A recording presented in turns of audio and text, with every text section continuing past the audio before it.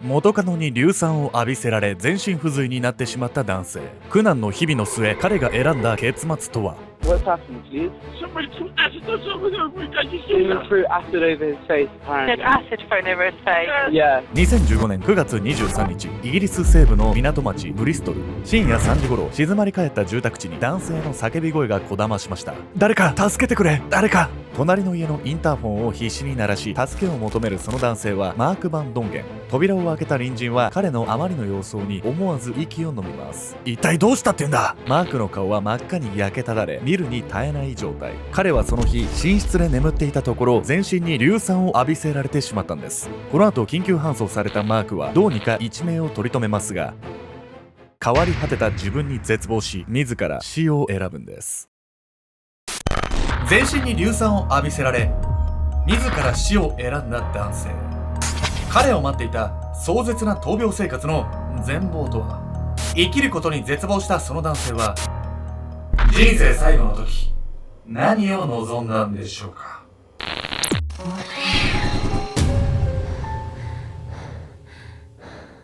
おそつけちゃんです。いや、みんかんね。というわけで、やめさん、僕最近筑前煮をねもらったんですよ、ギフトで。お、筑前煮、はい珍しいわね。九州の、福岡の。筑前煮ってさ、自分じゃ食べないから、うん食べてみたらめっちゃ美味しいっすね。定番の和食って感じよね。醤油とみりんと日本酒とさ、煮込んで作ったちょっと甘いね。私の地方ではガメ煮とか言ったりするんだけうど、んタケノコとか人参とか椎茸とか入ってるでしょ。詳しいのね、クックパッドか。自分で作れるのかな、ああいうのって。あ、作れる。あれは結構簡単よ。簡単なんだ。なんか材料切って入れて、うん醤油とみりんと酒を1対1対1で入れれば大体できる。いや、もうデリッシュキッチンか。なんでプラットフォームが変わんのよ。じゃあ一回作ってみますわ。ね。アルゴで、それぞれ、なんか、サブちゃんやる、やらないみたいな話してるんで。ジロリちん。ゃんネルなんの。はい。ヤミコさんのチャンネルか、僕のやつで、ね筑前煮ね筑前煮作ってみる。あーそうね。はいもう全く面白みのない動画になりそう。いやいやいや、深いよ。あ、深いね。深いっすよ。はい。今回はイギリスで起きた衝撃の事件をご紹介します。この事件では男性が寝室で眠っていたところ、全身に硫酸をかけられるというね、もう意味がわかんない。もう絶対やられたくないのの寄せ集めみたいな事件なんです、そうな事件ね、うんまた。犯人もわざわざさ、硫酸料理したわけでしょ、めちゃくちゃ恨みがあったんじゃない相手に対して。ご想像の通り、犯人はこの男性に非常に強い恨みを持っていたんです。この事件、殺人事件にはでは発展していないんですけれども、うん全身硫酸かかってるわけじゃないですか。うんだから被害男性からしたらもう殺されたも同然ぐらいの本当に苦しい思いをしたんですよ。うん事件の夜、警戒すべきその人物と過ごすことになった男性。犯人のある作戦によって彼はつい無防備な姿を晒してしまったんです。寝首をかく女。2015年9月23日、イギリス西部の港町ブリストル。深夜3時を回った頃、けたたましいサイレンを鳴らし、救急車が病院へと滑り込みました。緊急搬送されたその男性はマーク・バン・ドンゲン、オランダ出身の土木技師でした。そして運び込まれたマークの姿を前に、医師は思わず戦慄します。これが全部皮膚だっていうのか。泥をかぶったのと見間違うほどにドロドロに溶け出した全身の皮膚。マークはその体の 25% が火傷してしまっている状態にありました。彼をあまりに悲惨な姿に変えてしまった犯人は、搬送される直前に会っていたある女性だったのです。時は遡り、その日の日中、マークは一人の女性から電話を受けました。もうあなたのことは諦める。でも最後にきちんと話がしたいの。その女性はマークが少し前まで交際していたベルリナ・ウォレス。HIV 感染者用の出会い系サイトで知り合い、意気投合した2人。彼らには20歳もの年の差がありましたが、恋愛関係になり、一時は同棲していたほど。しかし5年の交際の後、2人は別々の道を歩むことに。そんな元恋人ベルリナとまた会うべきか否か、マークは迷っていました。なぜならベルリナは2人の別れに納得がいかず、長くマークにつきまとっていたから。一方でどこかいつもと違うベルリナの雰囲気に、マークはこの日彼女と会うことで関係を断ち切るいいきっかけになるようにも感じていたんです。少し悩んだ後、彼はこう答えました。分かった、今夜君の部屋に行くよ。元恋人の雰囲気が違ったわけはさ、やっぱりマークを痛い目に合わせてやろうって思ってたからなんじゃないの？そうなんです。案の定ベルリナは最後の別れを告げるためだけに会おうとしていたわけではないんです。その晩、約束通りベルリナの家を訪れたマーク。そしていざ話し合いを始めると、ベルリナは電話の時とはまた言い分を変えたんです。どうしてもあなたとよりを戻したいの。よりを戻せないなら今死んでやる。元恋人のベルリナはそう言ってヒステリックにわめき立て、マークが何を言っても拉致が開かない状態。彼女を落ち着かせるため、マークは一晩だけベルリナの元に留まることにするんです。そして迎えた深夜3時。焼けるような痛みで目を覚ましたマーク。目が見えない。突然自身の体を襲った異変に混乱しながらも、彼は手の感覚を頼りにどうにか外へ飛び出しました。マークが出て行った後のその部屋には空のマグカップを手にしたベルリナが。これで彼は私だけのものよ。その後近隣住民に助けを求めたマークは全身に火傷を負った状態で緊急搬送されるんです。怖すぎる。何、ベルリナはさ、マークにめちゃくちゃ大怪我を負わせてでも自分の元に留めておきたかったってこと？そうなんです。ベルリナにとってマークと別れるっていうのは受け入れられないものだったんです。ただそれはマークを愛していたからではなかったんです。疫病神。マークとベルリナが交際し始めたのは2010年のこと。ベルリナはファッションデザイナーを目指し、遠く南アフリカからやってきた女性。夢を追って海外へ飛び出した行動力のある彼女にマークは強い魅力を感じていました。一方で2人が同棲を始めると、ベルリナはまた違う一面を見せ始めるんです。本当に使えないやつね。この2人の関係性に慣れが出てくると、次第にベルリナはマークに暴言を吐き、暴力を振るうように。機嫌が悪いと熱湯をかけられるようなこともありましたが、病院にかかったマークは次のように説明するんです。不注意でお湯をひっくり返してしまって。彼が大ごとにしないことに味を占めたベルリナは、その後も横暴な振る舞いをみるみるエスカレートさせていきました。ファッションデザイナーを目指し海外へ飛び出したベルリナの行動力に魅力を感じていたマーク。しかしそれも実は見せかけだけで、彼女は時期にファッション学校の授業をサボりがちに、代わりに頻繁に外出しては派手な金遣いをするようになったんです。そしてそのお金の出所は全てマークの給料でした。学生のため働いていないベルリナは、自分の贅沢や実家への仕送りなどを全てマークの収入で賄っていました。しかしどれだけ好き勝手にお金を使われようと、マークが別れを切り出すことは容易ではなかったんです。別れる？この傷を警察に見せてあなたにやられたって言うわよ。別れ話を切り出すと行為に走ったり、マークの暴力をでっち上げたりして脅しをかけてくるベルリナ。彼女はマークのパスポートまで隠してしまい、彼が自分の元から絶対に逃げられないようにしていました。時には妊娠を告げてマークを引き止めたことも。そんな時ベルリナはいつもしばらくすると流産したと言い出すため、妊娠が嘘であることは明白でした。そうやってベルリナはあの手この手でマークを言いくるめ、気がつけば2人は5年も交際を続けていたんです。たとえさ、別れたとしてもめちゃくちゃしつこく付きまとわれるじゃない。もうこれ完全に関係立つってなったら警察の力が必要になってくるわよ。そのレベルの正直やばい相手ですよね、これ。しかもこのベルリナってマークを恋人ではなく単なる金づるとしか見てなかったっていうところで、もうなんかその人間性も含めて最悪っすよね。どうしてもベルリナと別れられなかったマークも、もう別れるしかないなってこう決心をする時がついにやってくるんです。5年もの間、ベルリナからの暴力と搾取に耐え続けていたマーク。ベルリナとの関係に疲れ切ったマークを心配した友人は、ある時彼に別の女性と会ってみることを勧めました。このアドバイスによってマークは新たにバイオレット・ファーク・ハーソンという女性と出会います。そしてベルリナと俺の関係はやっぱりおかしいんだ。マークはバイオレットとのやり取りを通し、ベルリナがいかに横暴な振る舞いをしているか改めて実感しました。バイオレットの優しさに惹かれたマークは、ベルリナとの別れを強く決心するんです。こうして2015年8月、一方的に別れを告げ、ベルリナの元を去ったマーク。案の定その後もベルリナはマークに執着し、無言電話や殺害予告などの嫌がらせを繰り返しました。マークは警察にも通報し、ベルリナは厳重注意を受けますが、それも効果はなし。彼女は以降も迷惑行為をやめず、自分を振ったマークへの恨みを募らせていったんです。私を捨てて別の女のところに行くなんて絶対に許せない。そんな折、ベルリナの目に飛び込んできたのが、当時ロンドンを騒がせていたアシッドアタックによる傷害事件のニュースでした。もしかしてさ、ベルリナはこの傷害事件のニュースを見て、自分も硫酸浴びせかけてやろうって思いついちゃったってこと？そのようなんです。2015年当時のイギリスではアシッドアタック、要するに硫酸を浴びせかける事件頻発してたんですよ、これも。というわけで本日のメドラキーワード、イギリスにおけるアシッドアタックについて。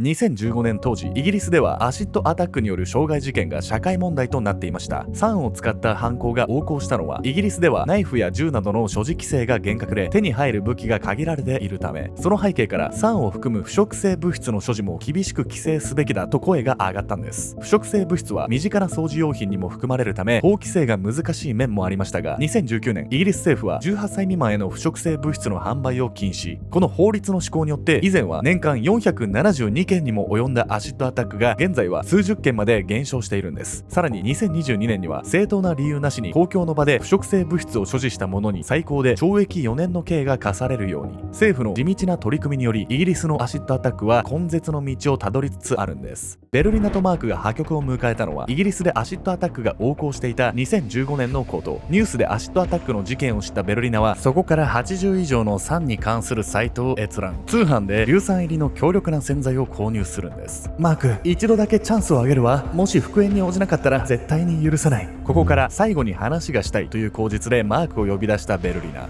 をちらつかせても復縁を拒否したマークに彼女は容赦なく硫酸を浴びせたんです。その後ベルリナはマークの証言もありすぐに逮捕されますが、一貫して犯行を認めようとはしませんでした。それどころか彼女は自分は被害者だと言い出すんです。